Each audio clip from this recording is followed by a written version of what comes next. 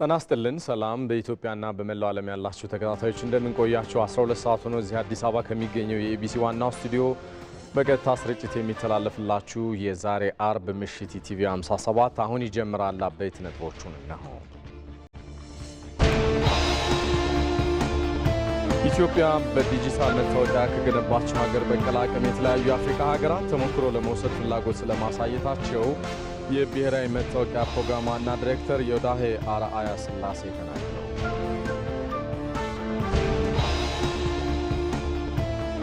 በተለያዩ የሀገሪቱ አካባቢዎች አገልግሎት እየሰጡ ያሉ የአግሮ ኢንዱስትሪ ፓርኮች ለአርሶ አደሩና ለባለሀብቶች የጋራ ገበያ ልውውጥ ከፍተኛ አስተዋጽኦ እያበረከቱ ስለመሆኑ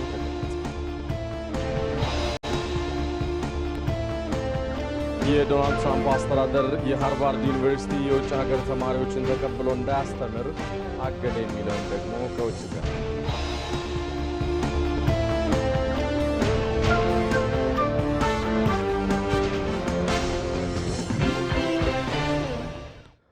ሰለሞን ኃይለ ኢየሱስ ነኝ። የተወደዳችሁ አብራችሁን ቆዩ።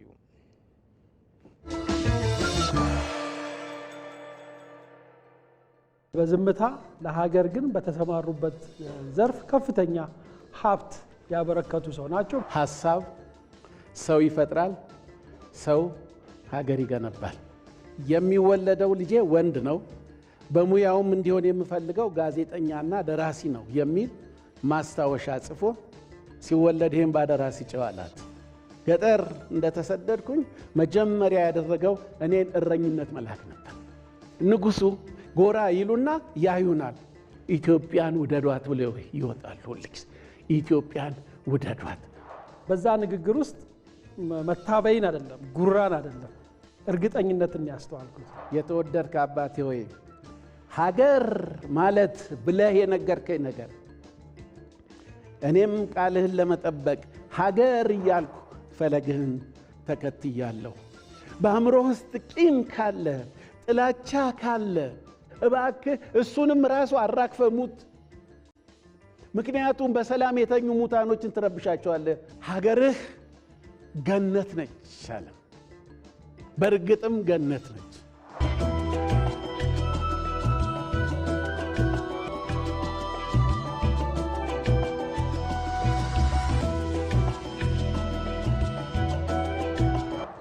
ኢትዮጵያ ዳይ ኢምፒቲ።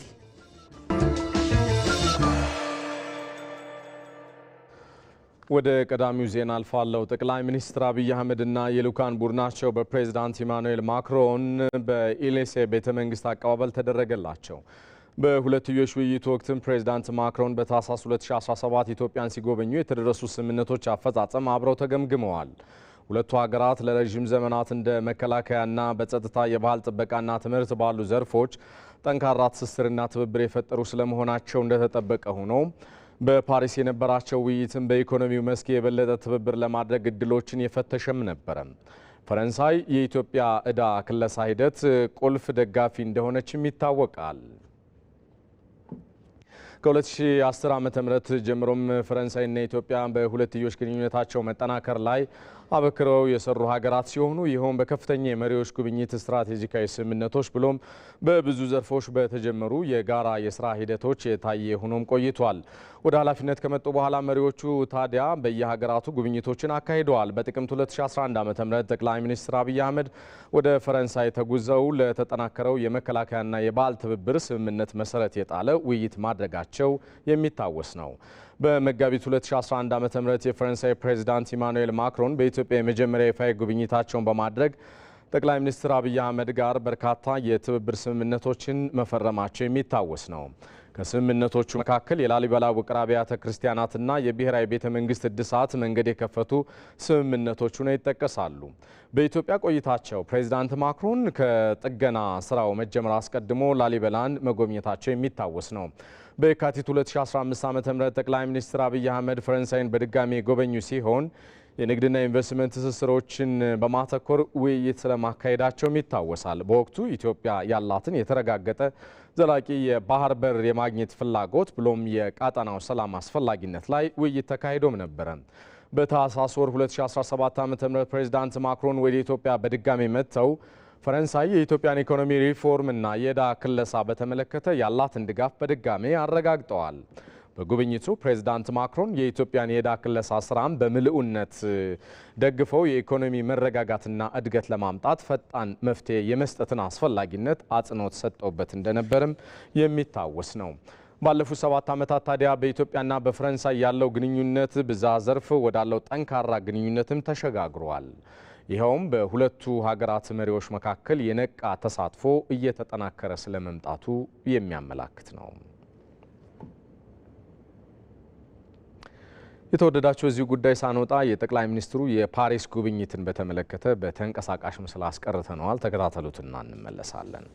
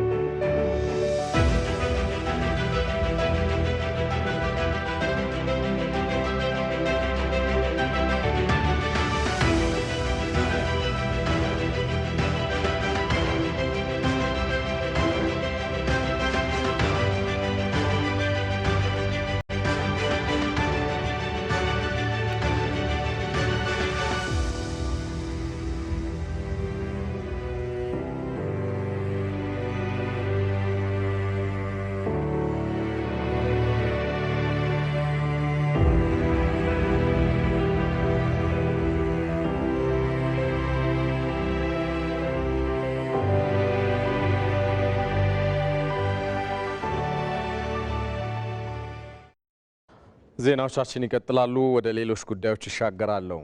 ሰሞኑን የጤና ባለሙያዎች ያነሱትን የመብት ጥያቄ ሽፋን በማድረግ በሀገራችን ትርምስ እንዲፈጠር ከሚሰሩ ኃይሎች ጋር በማበር ህገወጥ የስራ ማቆም አድማ በማድረግ በጤና ዘርፉ ላይ ሁከት በመፍጠርና የታካሚዎችን ህይወት አደጋ ላይ በመጣል የተጠረጠሩ የጤና ባለሙያዎች ላይ ምርመራ እያደረገ ስለመሆኑ የፌዴራል ፖሊስ አስታወቀ።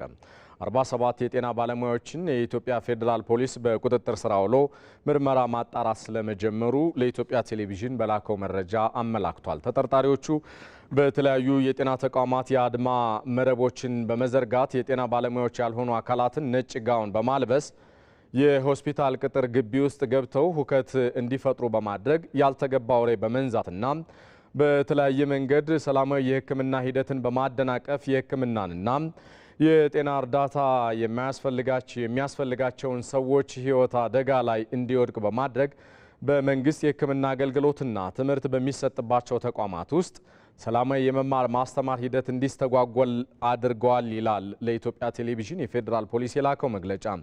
ሙያቸውን አክብረው በስራ ላይ በተገኙ ባልደረቦቻቸው ላይ ዛቻና ማስፈራራት ከማድረስም ባለፈ ሁከት እንዲፈጠር ሙከራዎችን አድርጓል ያላቸውን 47 ተጠርጣሪዎች በመረጃና በማስረጃ በመለየት በቁጥጥር ስር አውሎ ምርመራ እያካሄደ እንደሚገኝ የኢትዮጵያ ፌዴራል ፖሊስ አስታውቋል።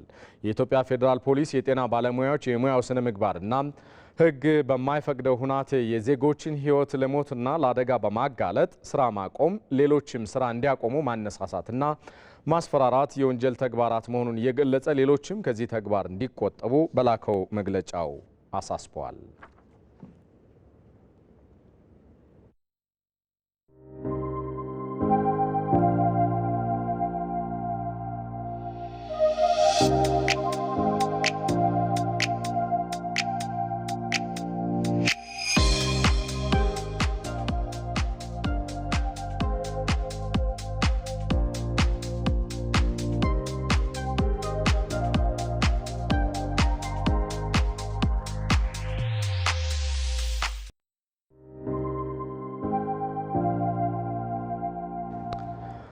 ዜናዎቻችን እንደቀጠሉ ናቸው። ኢትዮጵያ በዲጂታል መታወቂያ ከገነባቸው ሀገር በቀል አቅም የተለያዩ የአፍሪካ ሀገራት ተሞክሮ ለመውሰድ ፍላጎት ስለማሳየታቸው የብሔራዊ መታወቂያ ፕሮግራም ዋና ዲሬክተር ዮዳሄ አርአያ ስላሴ ተናገሩ።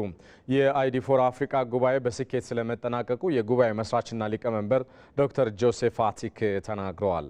ጌታቸው ባልቻ ለ4 ቀናት በአዲስ አበባ የተካሄደው የአይዲ ፎር አፍሪካ ዓመታዊ ጉባኤ ተጠናቋል። ጉባኤው ዲጂታል መታወቂያን ተደራሽ በማድረግ ኢኮኖሚያዊና ማህበራዊ እድገትን ማፋጠን በሚቻልባቸው ጉዳዮች ላይ ያተኮሩ ውይይቶች የተካሄዱበት ነው። ከዚህ ጎን ለጎንም የዲጂታል መታወቂያ ቴክኖሎጂዎች ለእይታ ቀርበዋል። ጉባኤው በተሳካ መልኩ መከናወኑን የብሔራዊ መታወቂያ ፕሮግራም ዋና ዳይሬክተር ዮዳሄ አርአያ ስላሴ ገልጸዋል። መድረኩ ጠቃሚ ልምድ ልውውጦች የተደረጉበት መሆኑን ጠቅሰው የአፍሪካ ሀገራትም ከኢትዮጵያ የዲጂታል መታወቂያ ትግበራ ተሞክሮ ለመውሰድ ፍላጎት ማሳየታቸውን የተናገሩት ከምንም በላይ በጣም ጥልቅ የሆነ የእውቀትና የልምድ መቀየሪያ መድረኮች አግኝተናል።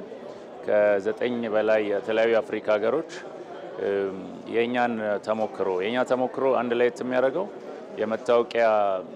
የዲጂታል መታወቂያ ስርዓትን ሶስተኛ ወገን ወይም ኢንተርናሽናል አገልግሎት አቅራቢ አስመጥተን እነሱ አይደሉም የገነቡልን።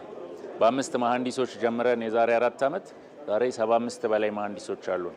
እሱን እውቀት ይፈልጉታል። ኤክስፒሪየንስ ሼር ማድረግ የሚፈልጉ ብዙ ሀገሮች ጋር ኤምኦዩ ተፈራርመናል። ኤምኦዩ ለመፈራረም ደግሞ ቃል ተገባብተናል። አሁን ባለው ዲጂታል ዓለም ዲጂታል መታወቂያን መተግበር የምርጫ ጉዳይ አይደለም ያሉት አቶ ዮዳሄ በአፍሪካም ጉዳዩ ትኩረት እያገኘ መሆኑን ገልጸዋል። አፍሪካ ዩኒየን ደረጃ ደግሞ እስከዛሬ ዝም ብሎ በሀሳብ ደረጃ ነው ያለው የአይዲ ኢንተርኦፕሬቢሊቲ። እሱን እንዴት ወደ መሬት እናወርደው የሚል ተነስቷል። በአፍሪካ ደረጃ እናርገው የሚባል ነገር ነው። ሁሉም ሀገር እያደረገው ነው። ሀብታም ድሃ፣ ትልቅ ትንሽ ሳይል ሳኦ ቶሚ የምትባል በጣም ትንሽ ሀገር አለች፣ በጥቂት ሺዎች ህዝብ ያላት። እሷ ዲጂታል አይዲ አላት። ጅቡቲ አላት፣ ሶማሊያ፣ ኬንያ አላቸውና አሁን ዲስከሽኑ የናሽናል አይዲ ይኑር አይኑር ሳይሆን ለምሳሌ የዛሬ 20 ዓመት 15 ዓመት ነው ኬንያ ለምሳሌ የሰሩት። እሱን ወደ ዲጂታል እንዴት እናሳድገው? ወደ ዲጂታል አደገ ማለት በአካል ካልተገኘ ሄደ ካልፈረምክ የሚሉ ነገሮችን በስልክ ማድረግ ማስቻል ይቻላል። ጥቅሙ ላይ ምንም ጥያቄ የለውም። እኛም ሀገር እንደምታውቁት እድሜ ለሚዲያ በደንብ እየሰራን ነው። አዌርነስ ላይ በደንብ ሰው እንዲረዳው እያደረግን ነው። ጉባኤው የተለያዩ ባለድርሻ አካላትን በአንድ መድረክ በማገናኘት ዲጂታል መታወቂያን ተደራሽ ለማድረግ የሚሰሩ ስራዎችን የበለጠ ውጤታማ ለማድረግ የሚያስችሉ ምክክሮች እንዲደረጉ እድል ፈጥሯል ብለዋል የአይዲ ፎር አፍሪካ መስራችና ሊቀመንበር ዶክተር ጆሴፍ አቲክ።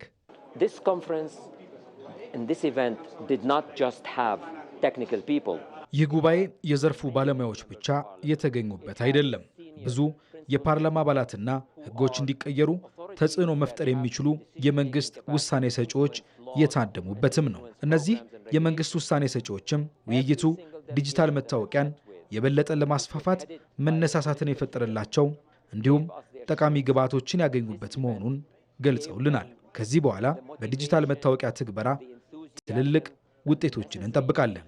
ኢትዮጵያ ስኬታማ ጉባኤ ማዘጋጀቷን የገለጹት ዶክተር ጆሴፍ አቲክ አዲስ አበባ በልማት ጎዳና ላይ መሆኗን መመልከት ችለናል ብለዋል።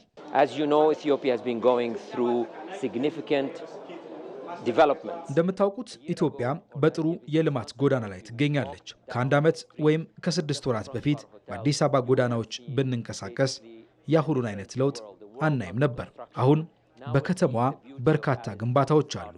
አዲስ አበባ እየተዋበች ትገኛለች። በጣም ጥሩ የኢንተርኔት አገልግሎት አለ። የኢትዮጵያ አየር መንገድ ምስጋና ይግባውና ለጉባኤው በርካታ እንግዶችንም አመጥተውልናል። የሆቴሎች አገልግሎት አስደናቂ ነው። የህዝቡ እንግዳ አቀባበልም እጅግ አስደስቶናል። በአጠቃላይ የተሳካ ጉባኤ ነው ያካሄድ ነው። በጉባኤው ማጠቃለያ ቀጣዩ የአይዲ ፎር አፍሪካ ዓመታዊ ጉባኤ አስተናጋጅ ኮት ዲቫር ሆና ተመርጣለች። እዚህ ጉዳይ ላይ እንቆያለን። የተወደዳችሁ ባነሳነው ጉዳይ ላይ ተጨማሪ ምላሽና ማብራሪያ ሊሰጡን ከአሜሪካ ዳላስ በቀጥታ መስመራችን እንግዳ ተገኝተዋል። እንግዳችን የቴክኖሎጂ ባለሙያ ዮሐንስ ተድላ ናቸው። ለጊዜው አብዝቼ ነው የማመሰግነው። ዮሐንስ፣ እስኪ የዲጂታል ፋይዳ ለዲጂታል ኢኮኖሚና ለሀገር ግንባታ ያለው አስተዋጽኦ እንደምን ይገለጻል ብዬ ባነሳ ምላሽዎት ምንድን ነው? አመሰግናለሁ። አዎ፣ የዲጂታል መታወቂያ የግል መረጃን በቀላሉ ሲያዝ ይፈጽማል። ስለዚህ አይደንቲቲ ቬሪፊኬሽን እስከሆነ ድረስ ያው ባደጉት ሀገራት ይሄ የተለመደ እስከሆነ ድረስ የአንድ ሰው አይደንቲቲ የሚታወቅበት መነሻ ስለሆነ ከዚህ የተነሳ የመንግስት አገልግሎቶች እንዲሁም በህዝብ መመዝገቢያ የግብር ክፍያ፣ የጤና፣ የትምህርት፣ የባንክ አገልግሎትን በቀላሉ መዳረሽ ይቻላል ማለት ነው። ስለዚህ ለኢኮኖሚው ትልቅ እድገት ይፈጥራል።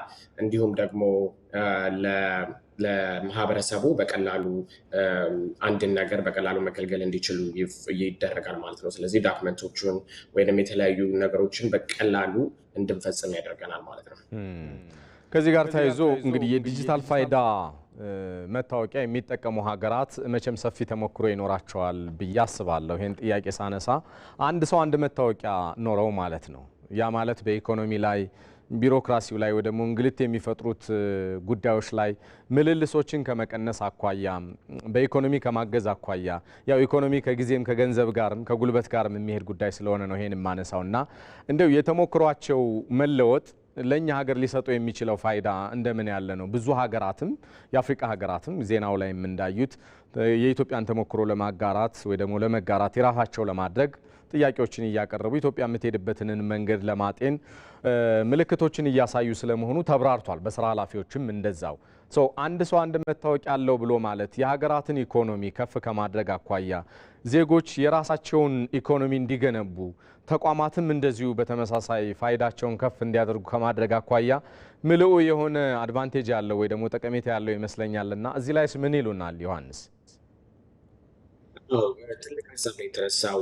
ያው ኢንዲያ፣ ናይጄሪያ፣ እስራኤል እንዲሁም የመሳሰሉት ሀገራቶች የናሽናል አይዲን ሮልአውት አድርገዋል እና በዚህ መካከል የፈጠሩት ትልቅ የሆነ የፍራድ ወይንም ሰላምና ወንጀልን በደንብ ለማስቀረት እንዲሁም ደግሞ ቢሊየን የሆነ ህዝብ ሲመዘገብ ስራቸውን በቀላሉ ስትሪም ላይን አድርገዋል ማለት ነው። ስለዚህ አንድ ቦታ ስትሄድ 10 ቦታ መሄድ አይጠበቅብህም ማለት ነው። ምክንያቱም ኦልሬዲ አንተ ታውቀሃል፣ አይደንቲፋይ ተደርገሃል ማለት ነው። ስለዚህ የተለያዩ የመንግስት ውስጥ ያሉ የአሰራር ሁኔታዎችን በጣም በቀላሉ ስላፈጠነ ህዝቦች በቀላሉ ጊዜያቸውን ሌሎች ስራ ላይ እንዲያውሉ ያደርጋቸዋል ማለት ነው። ስለዚህ እንደ ናይጄሪያ፣ እንደ ኢንዲያ የመሳሰሉት ሀገራቶች የተለያዩ ፍራዶችን የተለያዩ ሰላምና መረጃዎችን በቀላሉ አታክ ለማድረግ ችለዋል። ከኢኮኖሚው አንጻር ደግሞ ስናወራ የተለያዩ የውጭ ሀገር ኢንቨስተሮችን በቀላሉ ይስብልናል ማለት ነው። ምክንያቱም ሰላምን ይኖራል፣ እያንዳንዱ ሰው አይደንቲቲ አለው።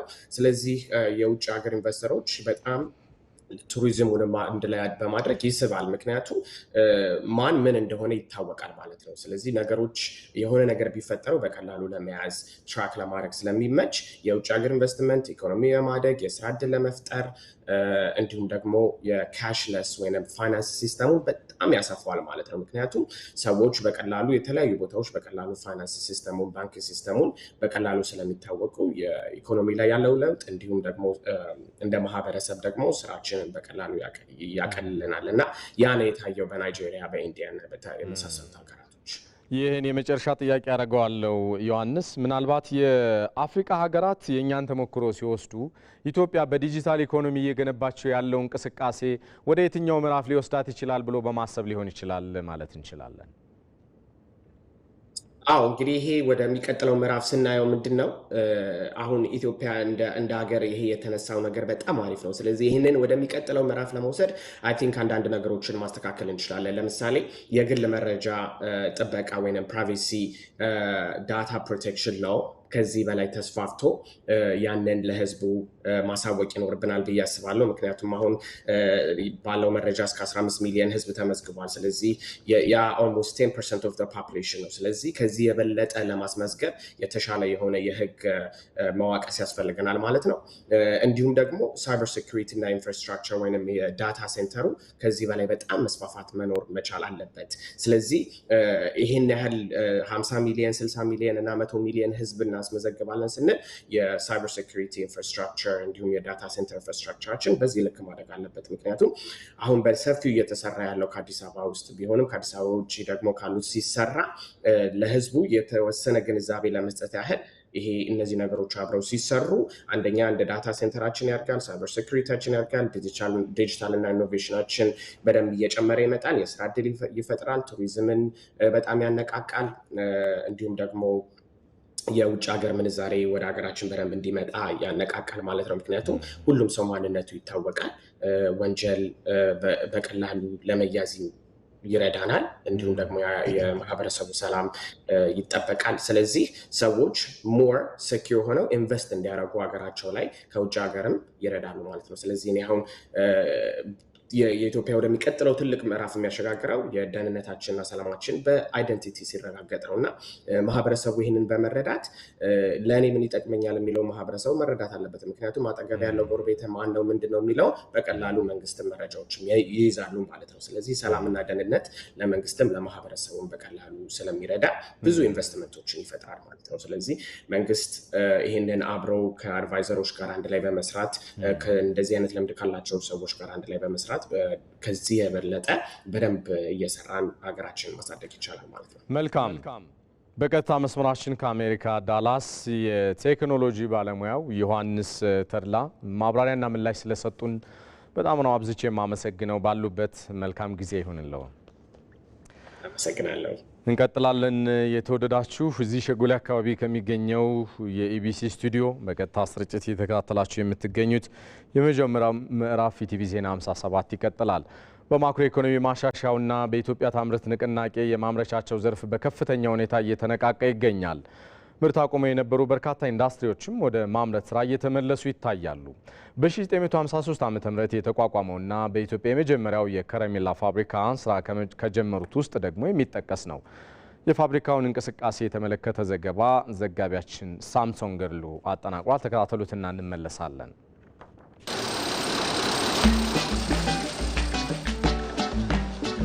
የብዙዎቻችን የልጅነት ትዝታ ነው ደስታ ከረሜላ። ታዲያ ይህ ደስታ ከረሜላ ከረጅም ጊዜ ከገበያ መጥፋት በኋላ ዳግም ነፍስ ዘርቶ ወደ ገበያው እየመጣ ይገኛል። አሁን የምገኘው ወንጂ ሸዋ ነው። እዚህ ወንጂ ሸዋ ስኳር ፋብሪካ ደስታ ከረሜላን ዳግም እያመረተ ይገኛል። ምን ይመስላል? አብረን እናያለን። ተከተሉኝ።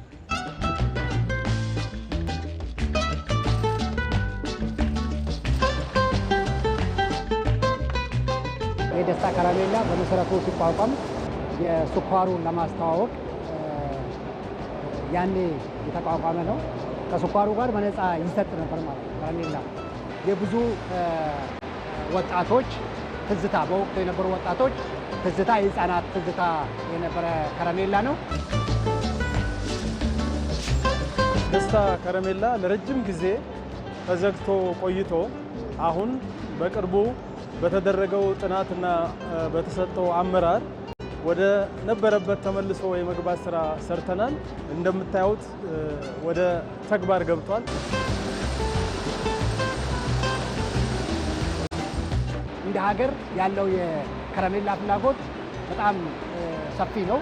አሁን ያለው የገበያ አቅርቦቱን ስናይ ከ46 እስከ 50% የገበያ ፍላጎቱን የሚያረካው ነው። ደስታ ከረሜላ ይህንን ያለውን የገበያ ፍላጎት የሚሞላ ተደርጎ ሊወሰድ ይችላል። ፋብሪካው አሁን ባለው ካፓሲቲ በአመት እስከ 2400 ቶን የማምረት ካፓሲቲ ያለው ፋብሪካ ነው።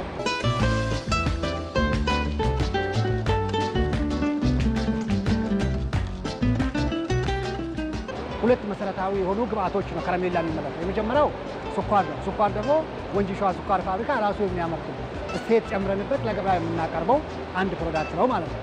ሁለተኛው ግሉኮስ ነው።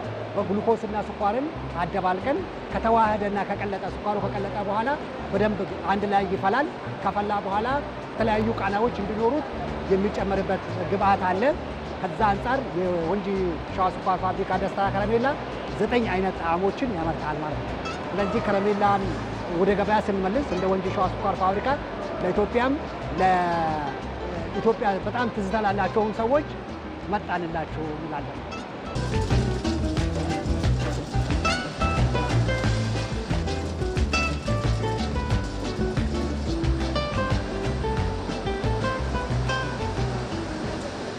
የአረንጓዴ አሻራ መርሃ ግብር የብዝሃ ሕይወት ሀብት ጥበቃ ላይ ቁልፍ ሚና እየተጫወተ ስለመሆኑ የብዝሃ ሕይወት ኢንስቲትዩት አስታወቀ። መርሃ ግብሩ የደን ሀብትን የማሳደግና የመጠበቅ ተግባር በመሆኑ የተመናመነ የብዝሃ ሕይወት ሀብቶች እንዲመለሱ የማድረግ ቁልፍ ሚና እንዳለውም ተመላክቷል። ባልደረባችን የጃይን ጅፋታ ተከታዩን ይዛለች። ዓለም አቀፍ የብዝሃ ሕይወት ቀን ከተፈጥሮ ጋር መስማማት ለዘላቂ ልማት በሚል መሪ ሀሳብ ተከብሯል። የብዝሃ ሕይወት ኢንስቲትዩት ዋና ዳይሬክተር ዶክተር ካርታ ካስኬ የአረንጓዴ አሻራ መርሃ ግብሩ የተመናመኑ የብዝሃ ሕይወት ሀብቶች እንዲመለሱ የማድረግ ቁልፍ ሚና አለው ብለዋል። አረንጓዴ አሻራ በዋናነት ዓላማ አድርጎ የሚሰራው የደን ሀብታችን እንዲመለስ በስሩም ያሉት የጄኔቲክ ሀብቶች እዛ ውስጥ ኮንሰርቭድ ወይም እንዲጠበቁ የማድረግ ስራ ነው የሚሰራው። ስለዚህ ደኖች ሲጠፉ ነው የብዝሃ ሕይወት ሀብታችን እየጠፋ የሚሄደው።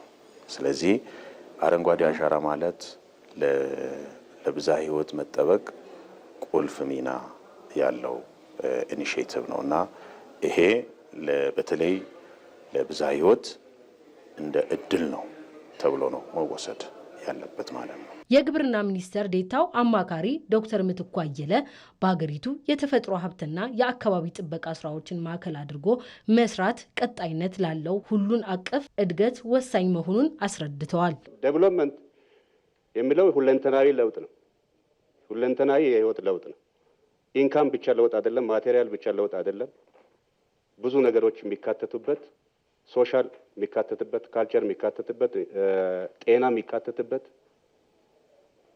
እውቀት ትምህርት ራሱ የሚካተትበት ነገር አለው ልማት ውስጥ። ስለዚህ ይሄንን ደግሞ ዘላቂ ማድረግ የምንችለው በዋናነት በአንድ ቁጥር ተፈጥሮን በመጠበቅ ነው የሚል ሀሳብ አለኝ። የአረንጓዴ አሻራ መርሃ ግብር በብዝሃ ሕይወት ላይ የተደቀነውን አደጋ ለመቀነስ ማስቻሉን የገለጹት ደግሞ የአዲስ አበባ ዩኒቨርሲቲ መምህር ዶክተር ቢቂላ ወርቅነህ ናቸው። ተፈጥሮን ያማከለ የመፍትሄ አቅጣጫዎች መከተል መቻል አለበት። በግብርናው፣ በሌላውም ሴክተር በሌላውም በሚያደርጋቸው በኮንስትራክሽኑም፣ በመኖሪያ ግንባታውም፣ በምኑም በከተማ ግንባታም በምንም ተፈጥሮ ላይ የተመሰረተ ተፈጥሮን ያማከለ አካሄድ መሄድ ነው።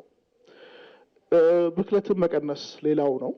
እንደዚሁም ደግሞ አሁን የምንሳተፍበት አረንጓዴ አሻራን የመሳሰሉ ተፈጥሮን መልሶ እንዲያገግም የሚያደርጉ ሬስቶሬሽን አክቲቪቲዎችን በሰፊው መስራት ነው።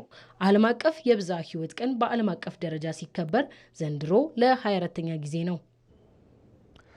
በማዕከላዊ ኢትዮጵያ ክልል በ2017-18 የመኸር እርሻ ከ563 ሺህ ሄክታር መሬት በላይ በዋና ዋና ሰብሎች ለመሸፈን ስለመታቀዱ የክልሉ ግብርና ቢሮ አስታወቀ።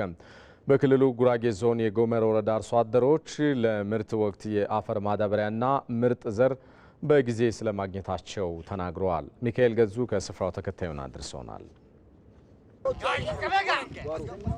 ከግንቦት ወር የመጀመሪያ ሳምንት ጀምሮ የመኸር እርሻ ስራ ይጀመራል። በዚህ በጉራጌ ዞን የጎመር ወረዳ አርሶ አደሮችም ከወዲሁ የማሳ ዝግጅት ስራ ላይ ይገኛሉ። አርሶ አደሮቹ የአፈር ለምነትን ሊያሻሽሉ የሚችሉ አሰራሮችን በመተግበር ካለፈው ጊዜ የተሻለ ምርት ለማግኘት ማቀዳቸውን ተናግረዋል።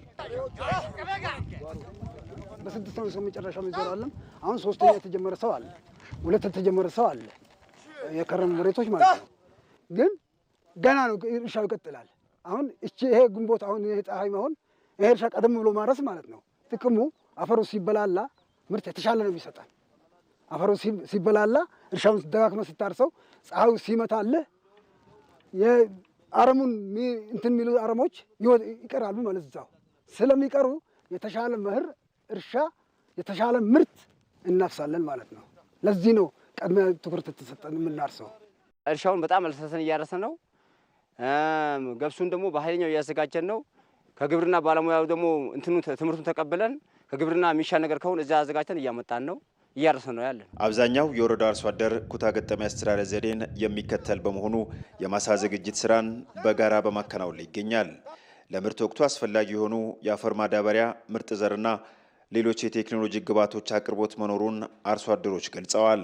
የመኸር እርሻችን በአግባቡ መዳበሪያ፣ ኦሪያ ግብዓት አግኝተናል። የወረዳ እንትኖች አመራሮችም ትኩረት ሰጥቶን ተከታትሎን የግብርናን ባለሙያዎች ትኩረት ሰጥተው እየሰራ ነው። ከዚህ በፊት ኦሪያ የተለየ ነበር። አሁን በጣም የተሻለ ነው። መዳበሪያችንም የተሻለ ነው ከሌላው ዓመት። አሁን አምና ካቻምና ትንሽ እጥረቶች ነበሩ። እርሻ ገበሬውም ትንሽ የሞራል መውረድ አልነበረም። አሁን የሞራል መነሳሳት አለ፣ የተሻለ ማለት ነው። በማዕከላዊ ኢትዮጵያ ክልል በዘንድሮ የመኸር እርሻ ከ563 ሺህ ሄክታር መሬት በላይ በተለያዩ የሰብል አይነቶች ለመሸፈን በማቀድ ወደ ስራ ተገብቷል። በምክትል ርዕሰ መስተዳድር ማዕረግ የማዕከላዊ ኢትዮጵያ ክልል ግብርና ቢሮ ኃላፊ አቶ ኡስማን ስሩር በክልሉ ቀድመው የመኸር እርሻ በሚጀምሩ አካባቢዎች የማሳ ዝግጅት እየተካሄደ ይገኛል ብለዋል። ወደ 563 ሺህ ሄክታር መሬት በሰብል በመሸፈን ወደ 54 ሚሊዮን ኩንታል አካባቢ ምርት ለማምረት ግብ ተጥሎ እንግዲህ ከክልል እስከ ታች ማህበረሰብ የዘለቀ ንቅናቄ ማካሄድ ተጀምሯል። አብዛኞቹ አካባቢዎች በትራክተር በክላስተር እያረሱ ነው ያለው። በተመሳሳይ ጊዜ ያርሳሉ፣ በተመሳሳይ ጊዜ ይዘራሉ፣ በተመሳሳይ ጊዜ የማሳ እንክብካቤ ያካሂዳሉ፣ የተመሳሳይ ጊዜ ምርት ይሰበስባሉ። ይሄ ምርታማነት ለማሳደግ ብክነትን ቅድመ ምርት ብክነትን ለመቀነስ ድህረ ምርት ብክነትን ለመቀነስ ትልቅ አበርክቶ አለው። ለምርት ወቅቱ አስፈላጊ የሆኑ ግብዓትና ሌሎች ቴክኖሎጂዎች የተሻለ አቅርቦት መኖሩን ኃላፊው አመልክተዋል። የግብዓት አቅርቦታችንን ወቅታዊ ማድረግ፣ በግብዓት አቅርቦትና ስርጭት ውስጥ ያሉ ማነቆችን መፍታት የሚል ግልጽ ግብ ተቀምጧል። በዚህ መነሻ አሁን ማዳበሪያ ከዚህ ቀደም በ2014 15 በ15 በ16 ቢነሱ የእጥረት ችግሮች ነበሩ። በዚህ ዓመት ከ1.6 ሚሊዮን ኩንታል በላይ ለመስኖ ለበልግ ለመኸር እቅድ ጸድቆ ወደ ተግባር ተገብቷል። እስካሁን ባለው ከ700 ሺህ ኩንታል በላይ ማዳበሪያ ቀርቦ እየተሰራጨ ነው ያለው ለአርሶ አደሩ። ምንም አይነት የአቅርቦት ችግር የለም። በመኸር እርሻ ከሚለማው አጠቃላይ መሬት ከ180 ሺህ ሄክታር መሬት በላይ በኩታ ገጠም የሚሸፈን ይሆናል። በሌላ ዜና በጅማ ዞን ቀርሳ ወረዳ ደግሞ ያለው የመኸር እርሻ ዝግጅት ምን መልክ አለው የሚለውን ዘጋቢያችን ሩት ወርቁ ከአንድ አርሶ አደር ማሳ ተገኝታ ተከታዩን ዘገባ አድርሳናለች። ተከታተሉትና እንመለሳለን። እሺ አመሰግናለሁ። የቀጣይ የመኸር እርሻን አስመልክቶ በጅማ ዞን ቀርሳ ወረዳ አንድ አርሶ አደር ማሳ ላይ ተገኝተናል። አርሶ አደር አባቢያ አባገሮ ይባላሉ። ለመኸር እርሻ ያደረጉት ያለውን ዝግጅት በማስመልከት ያለውን ነገር ይነግሩናል። እንዴት ዋሉ? ሰላም አልሽ? እንዴት ኖት? እንደምን አለሽ? ደህና ኖት? ስራ ላይ ኖት? አዎ ስራ። እንዴት ነው ስራ? ጥሩ ነው። እስኪ እንግዲህ አሁን ለቀጣይ የክረምት እርሻ እርስዎ ምን ያህል መሬት ያርሳሉ? እስኪ ከግማሽ በሄክታር በላይ ነው እያረስኩ ያለሁት። ኦልሞስት እስከ 1 ሄክታር ነው የሚሆነው መሬት ማለት ነው። አሁን እያዘጋጀን ያለ ነው ለበቆሎ እርሻ ነው። ወቅቱ ያው ዝናብ ዘንቦናል። ዝናብ እየጠበቅን ነበረ። አሁን ዝግጁ ነን ለመዝራት በቃ። እስኪ እንደው አጠቃላይ አሁን የክረምት እርሻ እየመጣ ነውና እርስዎ እንደ አንድ አርሶ አደር እያደረጉት ያለው ዝግጅት እስኪ አጠቃላይ ዝግጅቶስ ምን ይመስላል? እንግዲህ አጠቃላይ ዝግጅቴ ያው መሬትም ለዚህ ማብቃት ነው ያለኝን ለመዝራት ያሰብኩት መሬት እያበቃው ነው ያለሁት።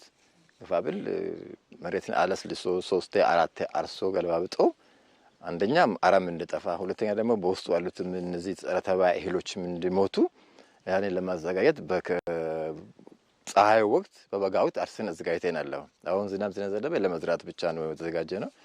አሁን ለዚህ ለማሄሮ እንግዲህ ብዙ ነው የምንዘራው የእህል አይነት የመጀመሪያው በቆሎ ቢሆንም ከዛ ቀጥሎ ጤፍ አለ፣ ማሽላ አለ፣ የተለያዩ የአትክልት አይነቶችም አሉኝ እና የገብስም ስንዴም በዚህ አካባቢ ሁሉም ይበቅላል። ሁሉንም አይነት ይዘራሉ ማለት ነው ነገር? አዎ እንደ አቅሜ የከፋፈልኩኝ ዘራለሁ። እስኪ እንደው አሁን ለክረምት አሁን እያደረጋችሁ ያላችሁ ዝግጅት የግብአት አቅርቦት ምን ይመስላል? በተለይ ከማዳበሪያና ከዘር ጋር ተያይዞ ያለው አቅርቦት ምን ይመስላል? በወቅቱ ደርሷችኋል ወይ? ስጋት ነበረብን። እውነት የዚህ አቅርቦቱ ሁኔታ ስጋት ነበረብን እና ስጋቱ ተቀርፎልን አሁን ደርሶናል። አሁን ማዳበሪያ ዳፕ ደርሶናል። የሚቀረን ዩሪያ ነው። ዩሪያ ደግሞ ትንሽ ይፈልጋል። ከተዘራ በኋላ እስከ 35 ቀን ወይም ደግሞ 7 እስከ 5 እንትን ቅጠል እስካወጣ ድረስ መጠበቅ አለበትና እሱ ጊዜም ችግር የለም ያኔ ደርሰናል ብለን እየጠበቅን ያለ ነው። አሁን ግን ዘርና ማዳበሪያ ደርሶናል። በቃ የዘራም አለ ያልዘራም አለ። ሁሉም ነገር ተዘጋጅቶ በእጃችን ደርሷል። በወቅቱ ነው የደረሳችሁ? በወቅቱ ነው የደረሰን። ዜድ አብሮ ለነበረን ጊዜ በጣም አመሰግናለሁ። እኔም አመሰግናለሁ። ከአርሶ አደር አባቢያ አባገሩ ጋር የነበረኝ ቆይታ ይሄ ነው። አመሰግናለሁ። እንቀጥላለን። አንድ ግለሰብ ልናስተዋውቃችሁ ነው። 5 የተለያዩ የአቮካዶ አይነቶችን የሚያመርት ታታሪ አርሶ አደር ነው። ይሄው አርሶ አደር ከአመት አመት ምርቱን ከመጠንና በጥራት ለማሳደግ ሲባልም በተገኘው አጋጣሚ ሁሉ ስልጠና ይወስዳል፣ ይተገብራል። የሚወሰደውን ስልጠና ይሄው ትጉ አርሶ አደር እውቀቱንና ተሞክሮውን ለሚጠይቁት አርሶ አደሮች ሁሉ ለማካፈል ደግሞ ወደ ኋላ አይልም። ከባልደረባችን አርጋነሽ ተካ ጋር በስራው ዙሪያ ያደረገውን ቆይታ ከራስ አንደበት እንጋብዛችሁና እንመለስ። ስሜ አህመድ ኑሩ ይባላል። ስጀምር እኔ 2009 ከግማሽ እንግዲህ በ2.5 ሄክታር ላይ ነው የምሰራው ስራ። 2011 ላይ አረንጓዴ አሻራዎችን በጣም ሚዲያዎችን በደንብ ነበር የማዳምጠው። በወቅቱ የነበሩ የአቮካዶ የተሻሻሉ ዝርያዎችን በብዛት ሄጄ ከሸበዲኖ ወረዳ ግብርና ጋር እነሱ ጋር ሄጄ በማወያየት ከነሱ ጋር በመነጋገር ቆንጆ ችግኝ ተፈልጎ እኛ እንትን ላለን አንተ ቦታ ካዘጋጀ ያሉኝ ቦታ አዘጋጀው አስተካከልኩ። ከዛ በኋላ ያው ችግኞችን አንጥቼ ወደ ተከላ ውስጥ ነው የገባሁት። 2014 ላይ ምርት መስጠት ጀመረ። በአመት 2 ጊዜ በማምረት ያው እኔም ደግሞ እንደዚሁ ግብርና ጽሕፈት ቤት እንደዚሁ በሚነግሩኝ ስልጠና በሚሰጡኝ አይነት መልኩ ያን ስልጠና እኔ መጥቼ እርሻዬ ላይ አቮካዶ ላይ ሁሉንም ነገር ተግባራዊ በማድረግ እንክብካቤ በማድረግ አቮካዶዎቼ ያው በጥሩ ሁኔታ ምርት በመስጠት ላይ ነው ያሉት ብዬ እላለሁ። ወራጅ ውሃ የለንም እንደምታዩት። በተለይ ደግሞ ታች ላይ ታያላችሁ ጉድጓድ ቆፍረን ምንጭ ብዙ መስዋዕት ፈጥረን ነው ቅብብሎች ነው የምናደርገው። በብዛት በ2 ፓምፕ ነው ወደ እርሻ አቮካዶ ስናጠጣ ምን ስንል አሁን በጋ ላይ አቮካዶ ምን ጊዜም በ5 ቀን ወይ በጣም በዛ ከተባለ በሳምንት ውሃ እናጠጣለን። ስናጠጣ በጣም የቤንዚል ፍጆታው በጣም ከባድ ስለሆነ በተለያየ ቦታ እንግዲህ በአንዳንድ ለልምድ ልውውጥ በሄድንበት ቦታ ያየነው ሁኔታዎች ስላሉ ሶላር ፓምፖች አሉ። እነዚህ ነገሮች ብመቻቹልን በረጅም ክፍያም ቢሆን እንድንከፍል እንኳን ሆኖ ብመቻችልን በጣም መልካም ነው ብዬ ነው የምለው። ከቤንዚን ወጪ እናርፋለን። ነጋዴ ይሰበስባል ከአርሶ አደሩ በርካሽ ይሰበስብና በውድ ከፍ ባለ ሁኔታ ከኛ በገዙት ከግማሽ ባለፈ ሁኔታ ወስዶ ለኢንዱስትሪ ማስረክቡበት ሁኔታዎች አሉ። እነዛን ነገሮች ግን በዘንድሮ ላይ እውነቴን ነው በጣም በጥሩ ሁኔታ ተስተካክለው በየቀበሌው ማህበራቶች የተዘጋጁበት ሁኔታዎች አሉ። ስለዚህ እነዚህ ማህበርኛ አሁን እንደ አጠቃላይ ፉራ ላይ ያሉ ምርቶች ምን ያህል ምርት ይመረታል የሚለውን ነገር ይዘን በቅድ ውል ከኢንዱስትሪው ጋር ውል ተፈራርመን ይሄን ያህል እናቀርባለን። የማቅረብ ችሎታውም ምርታችንም ይሄን ያህል ይሆናል የሚለውን ነገር አቅርበን የምንሰራበት ሁኔታዎች ስላሉ በጣም ጥሩ ነው። የገበያ ትስስሩ በጣም መልካም ነው ብዬ የምለው ቤተሰቦቼን ብቻ ሳይሆን እንደ አካባቢ ያሉትን አሁን ሙሉ ያሉትን ሁሉ ለቀይር ያለው ከሀገር ውስጥ የአቮካዶ ፍሬ ያልተጣራ ዘይት እያመረተ ስለመሆኑ በይርጋለም ኢንዱስትሪ ፓርክ ውስጥ የሚገኘው ዋይቢኤም ትሬዲንግ አስታወቀ። ፋብሪካው በቂ የመንግስት ድጋፍ ካገኘ ታዲያ የተጣራ የአቮካዶ ዘይት በማምረት በሀገር ኢኮኖሚ ላይ የራሱን አስተዋጽኦ ለማበርከት ዝግጁ ስለመሆኑ ነው የገለጸው። በስራ እድል ፈጠራ ላይም አሻራዬን እያኖርኩ ነው ይላል ፋብሪካው። አልጋነሽ ተካ የፋብሪካውን የስራ እንቅስቃሴ በተመለከተ ተከታዩን ዘገባ አድርሳናለች። ዋይቢኤም ትሬዲንግ ኃላፊነቱ የተወሰነ የግል ማህበር በይርጋለም ኢንዱስትሪ ፓርክ ውስጥ ከሚገኙ ፋብሪካዎች ውስጥ አንዱ ነው። ፋብሪካው የተመሰረተው 2013 ላይ ሲሆን 2014 ላይ የመስሪያ ማሽኖችን ከጣሊያን በማስመጣት ስራ ጀመረ። እኛ የምናመርተው ክሩድ አቮካዶ ኦይል ነው። ክሩድ አቮካዶ ኦይል ለማምረት የሚያስፈልገው አቮካዶ ሎካል ቫራይቲ አቮካዶ ነው እስካሁን እየተጠቀመን ያለ ነው። ለአቮካዶ ዘይቱ የሚጠቀመው የምርት ግብዓት የሀገር ውስጥ አቮካዶ ሲሆን የዘይቱ ምርትም በሚገኙ አቮካዶ መጠን ይወሰናል። የተሻለ አቮካዶ በጥራትም በብዛትም የምናገኝ ከሆነ የተሻለ ማምረት እንችላለን። አሁን እኛ እየሰራን ያለው ነው ሎካል የሆነ አቮካዶ ፍሩት ነው የምንጠቀመው። በቀን የማሽን ካፓሲቲ 5 ቶን በቀን መፍጨት ይችላል። የኛ ካፓሲቲ ግን በቀን 80 ቶን መስራት እንችላለን። ከ2014 ጀምሮ እስካሁን 13 ጊዜ ኤክስፖርት አድርገናል። እንደ ፋብሪካው ፕሮጀክት አስተባባሪ ገለጻ በምርት ሂደት ውስጥ አርሶ አደሮችና ማህበራትም አሉ። አቮካዶ ፍሬም በማቀነባበር የጥሬ ዘይት ወይም ክሩድ ዘይት ማምረቱ ትልቅ ተስፋ ያለው ለኢትዮጵያም ትልቅ ብርሃን ያለው ስራ ነው። ከ23 የህብረት ስራ ማህበራትና ከ45 ሺህ ገበሬዎች ጋር ነው ስራው የምንሰራው። እስካሁን ድረስ ጥሩ ግንኙነት አለን። ይርጋለም ኢንዱስትሪ ፓርክ ውስጥ መግባቱ ለፋብሪካው ትልቅ እድል መሆኑን የሚናገሩት የፕሮጀክቱ አስተባባሪ እንደ ሀገር የዘርፉ ጠቀሜታ ከፍ ያለ በመሆኑ ከመንግስት የምንጠብቀው ድጋፍ አለ ይላሉ። ኢንዱስትሪ ፓርክ ውስጥ በጣም ትልቅ ጠቀሜታ አለ። እንደሚታወቀው በማሽነሪ ሼድ ኪራይ ነው የምንሰራው። የመብራት፣ የውሃ፣ የተለያዩ ሰርቪስ አገልግሎቶች አሉ፣ ባንኮች አሉ። ትልቅ የሰላም አለ፣ ጸጥታ አለ፣ ምንም አይነት ውከት የለም። በዚህ ውስጥ መስራቱ ትልቅ ጥቅም የሚያስገኝ ሌሎችም ሰዎች እንዲበረታቱ የተለያዩ ግብዓቶችን ከውጭ እናመጣለን። በውጭ ምንዛሬ ነው የምናመጣው። ስለዚህ አቅም እስክናወጣ እስክንደገፍ ድረስ የተለያዩ ድጋፎች ሊደረግልን ይገባል። ፋብሪካው በአካባቢው ለሚገኙ 50 የሚደርሱ ዜጎች ቋሚ የስራ ዕድል የፈጠረ ሲሆን የቀን ሰራተኞችም አሉት።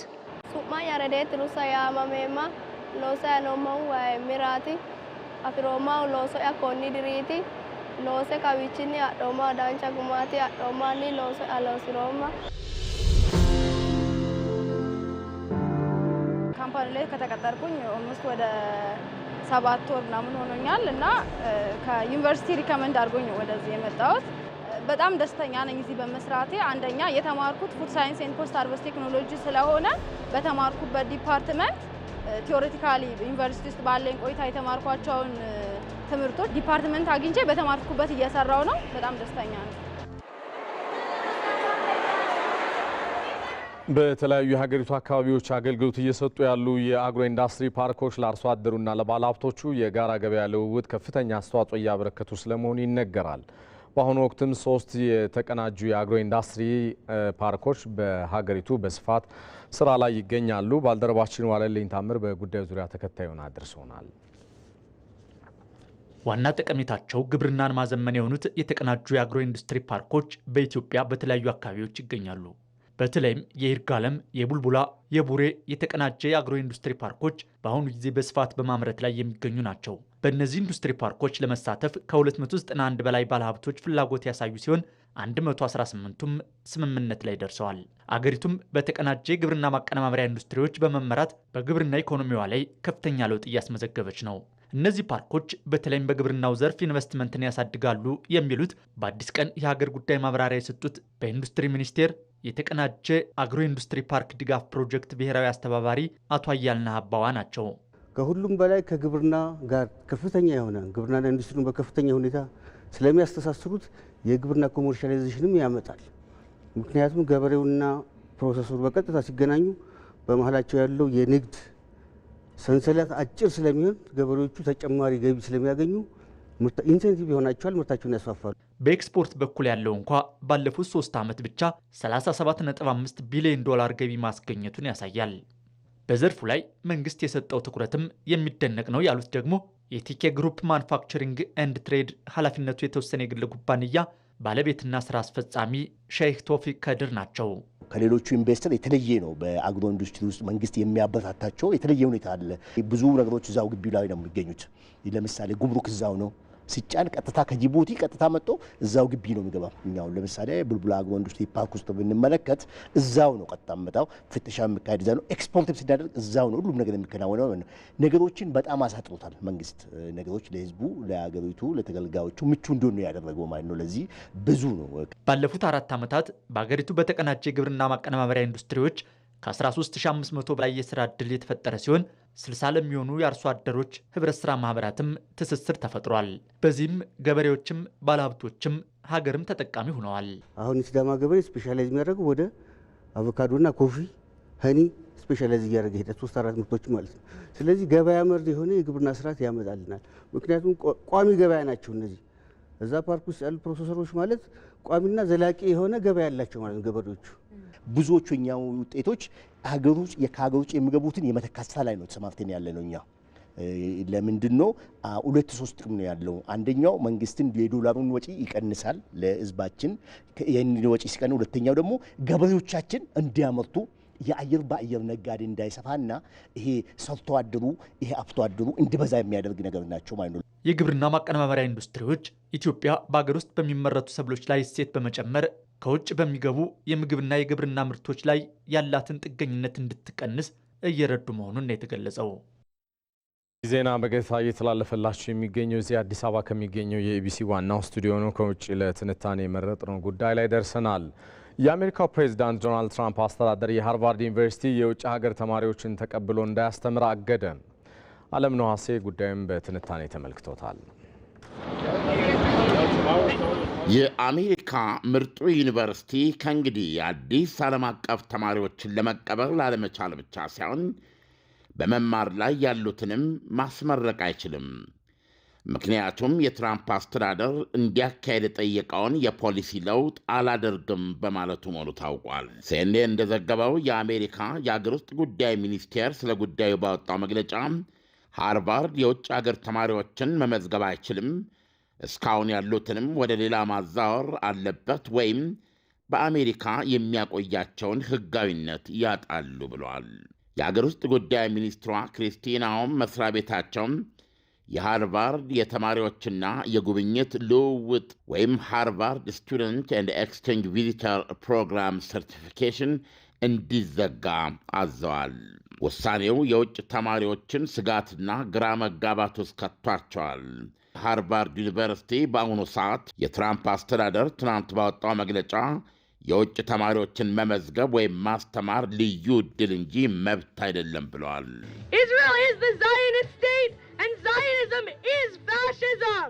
የትራምፕ አስተዳደር በአትኩሮት የያዘው ከእስራኤል ሐማስ ጦርነት ጋር በተያያዘም በቅጥር ግቢ ውስጥ በተካሄዱት አነጋጋሪ የተቃውሞ ትዕይንቶች ውስጥ በተሳተፉ የውጭ ተማሪዎችና የዩኒቨርሲቲ ሠራተኞች ላይ ነው። ይሁንና የዩኒቨርሲቲው አመራር ሲመልስ የትራምፕ አስተዳደር የተማሪዎችንና የሠራተኞችን አመለካከት መቆጣጠር ወይም ሳንሱር ማድረግን ጨምሮ ያቀረባቸው ብዙዎቹ ጥያቄዎች ከፌዴራል መንግሥት ሚና በላይ የሆኑና የዩኒቨርሲቲውን ሕገ መንግሥታዊ መብቶች ሊጥሱ የሚችሉ ናቸው ብለዋል። ሃርቫርድ በትራምፕ አስተዳደር ለውጥ እንዲያደርጉ ጥያቄ ከቀረበባቸው በደርዘኖች የሚቆጠሩ ዩኒቨርሲቲዎች አንዱ ቢሆንም ከሁሉም በተለየ የአካዳሚክ ነፃነቱን ለመጠበቅ ክፉኛ በመፋለሙ የተነሳ እርምጃው ሊወሰድበት እንደቻለ ተዘግቧል። የተወደዳችሁ ለምዕራፍ 1 በቀጥታ ስርጭት ተከታተሉት የነበረው የቲቪ ዜና 57 ይሄው ነው። በምዕራፍ 2 ስንገናኝ የቢዝነስና የስፖርት የተመራረጡ ዘገባዎችን አክለን ሌሎች የትንታኔ ዘገባዎች ጋር ይሆናል። እኔ ሰለሞን ኃይለ ኢየሱስ ነኝ። በደህና ቆዩ።